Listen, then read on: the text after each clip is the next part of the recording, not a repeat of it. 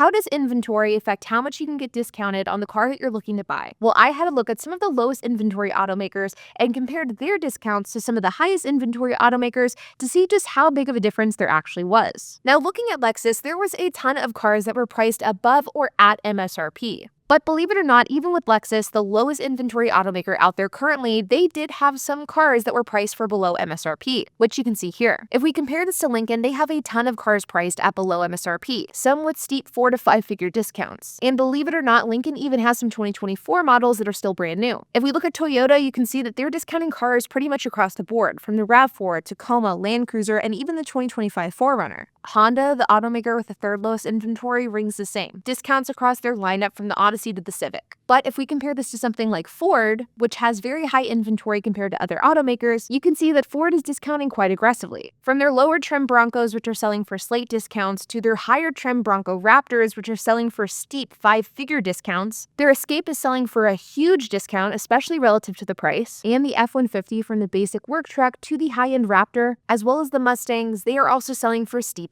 discounts. Now, what this tells us is that while you can absolutely get a more aggressive discount by going with a high inventory automaker, even if you want to buy a low inventory car, you can still find discounts with them too. They're just typically less and they are harder to find.